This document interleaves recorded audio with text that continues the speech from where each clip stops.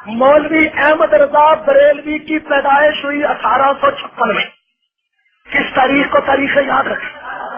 मेरे पास शजरा नसब मौजूद है, मैं सारे शजरे जानता हूँ, मेरी जबान न खुलवाओ। एक शबीर हाशमी या कोई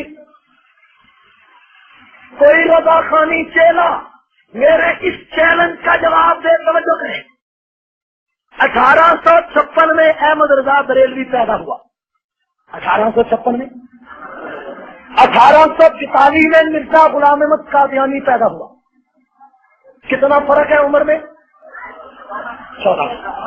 1908 में मिर्जा कादियानी मरता है, 1922 में अहमद रजा बरेलवी मरता है। कितनी उम्र है? कितना फर्क है? पैदाइश की 14 साल फर्क और वफात में भी 14 साल। इसका मतलब है कि समझ है, इसका मतलब यह है कि दोनों की उम्र एक थी।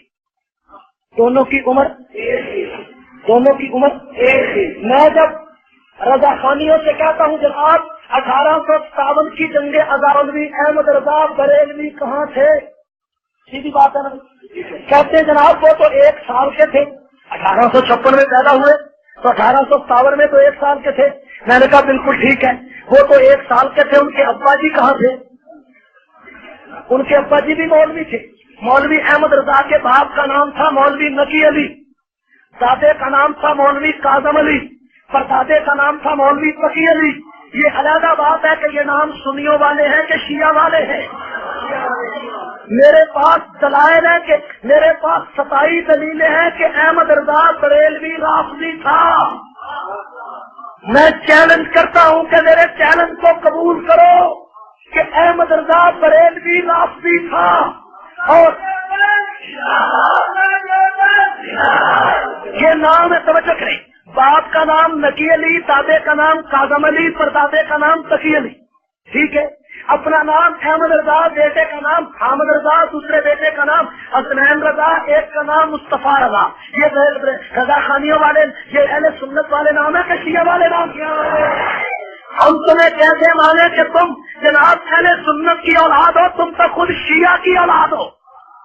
तुमने शिया की नुमाइंदगी करनी है और तुम्हें अंग्रेज ने पैदा किया, तुम्हें भी और गुलाम अहमद कादियानी को भी। तुम दोनों को, गुलाम अहमद कादियानी को अलहदा नबी बनाकर भेज दिया और अहमद रजा बरेलवी को अलहदा मुजद्दिद और इमाम बनाकर भेज दिया। इमाम मानना ये तुम्हारी तारीख है, तुम अहमद रजा को इमाम अहमद रजा कहते हो, इसलिए कि शिया भी अपने 12 इमामों को इमाम कहते हैं। तुम्हारा शजरा शिया से मिलता है, इसलिए तुम इमामों की बात करते हो। और फिर जनाब अली, अगर तुम्हारे मौलवी अहमद रजा के बाप 1857 की जंगी आजादी में नहीं आ सकता था तो चलो अहमद रजा का उस्ताद 1857 की जंगी आजादी में आ जाता, ठीक है ना भाई, उस्ताद आ जाता। लेकिन उस्ताद कैसे आता ये तुम्हें नहीं बताएंगे कि अहमद रजा का उस्ताद कौन था। मैं बताता हूँ अहमद रजा का उस्ताद कौन था, ठीक है। मौलवी अहमद रजा के उस्ताद का नाम था मिर्जा गुलाम कादर, जो गुलाम अहमद कादियानी का छोटा भाई था। बरेलवियों की लिखी हुई किताब सवाने आला हजरत जो साहिवाल मकतबा फरीसिया से छपी है, उसमें लिखा है कि मिर्जा गुलाम कादर के पास आला हजरत 7 साल तक पढ़ते रहे और तुम तो गुलाम अहमद कादियानी के खानदान से पढ़ते हो, तुम्हारा नबुव्वत के इश्क से क्या ताल्लुक है। और फिर एक और बात ध्यान में रखे, मैंने चैलेंज किया रजा खानियों को, ठीक है, मैंने कहा, लेकिन मैं एक और बात कह के फिर दोबारा वो बात दोहराता।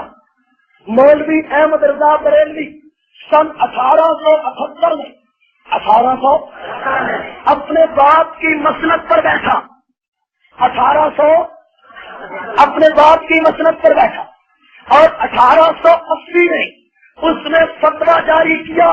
पहला फतवा मौलवी अहमद रजा बरेलवी का पहला फतवा कि सारे हिंदुस्तान के सुन्नी कांग्रेस में शामिल हो जाए। किसमें शामिल हो जाए? अहमद रजा बरेलवी ने फतवा दिया कि सारे सुन्नी कहाँ शामिल हो जाए। क्यों कि कांग्रेस नई नई जमात बनी थी और एक अंग्रेज लॉर्ड लखनऊ वो وہ کانگریس کا بانی تھا، اس نے کانگریس بنائی تھی ہندو اور مسلمانوں کو مل کر انگریز سے تعاون کرانے کے لیے کانگریس ملی تھی۔ جب انگریز سے تعاون کرنے کے لیے کانگریس کی بنیاد رکھی گئی تو احمد رضا بریلوی نے فتویٰ دیا کہ سارے سنی کانگریس میں شامل ہو گئے، ٹھیک ہے۔ اور اس وقت 1920 میں مولانا ابوالکلام آزاد کانگریس کے صدر قرار پائے اور انہوں نے فتویٰ جاری کیا، انہوں نے اعلان کیا کہ خلافت عثمانیہ کے مسئلے پر انگریز نے ہم سے تعاون نہیں کیا، اس لیے آج کے بعد کانگریس انگریز کے خلاف بغاوت کرے گی، انگریز کی مخالفت کرے گی۔ تو 1921 میں احمد رضا بریلوی نے فتویٰ جاری کیا کہ آج کے بعد جو سنی کانگریس میں شامل رہے گا اس کا نکاح ٹوٹ جائے گا۔ جب کانگریس انگریز کی حمایت کے لیے بنی تو شامل ہونے کا مشورہ دیا، جب انگریز کی مخالفت کی تو نکل جانے کا مشورہ دیا۔ یہی وجہ ہے کہ انگریز کا سب سے بڑا ہندوستان میں ایجنٹ غلام احمد قادیانی اور احمد رضا بریلوی تھا۔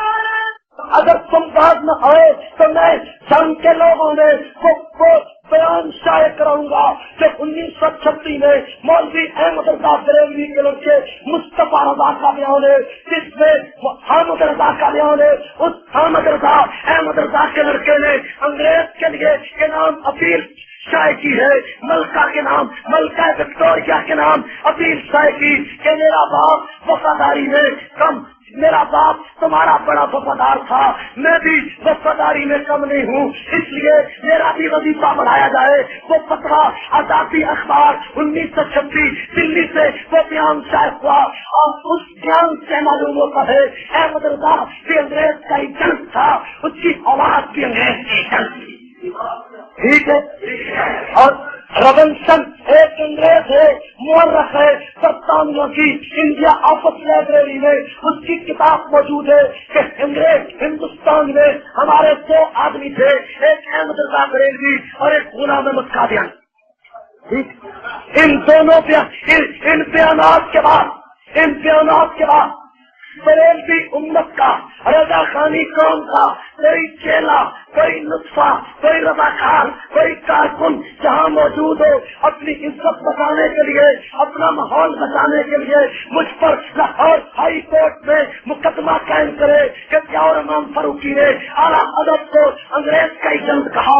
ہائی کورٹ میں انگریزی کی کتابیں لا کر اگر احمد رضا کو میں انگریز کا ایجنٹ ثابت نہ کروں، میری سزا گولی ہے، میری سزا موت ہے، میری سزا جو تجویز کرو مجھے منظور ہے، لیکن نہ خنجر اٹھے گا نہ تلوار سے، یہ بازو میرے ہاتھ مارے ہوئے ہیں۔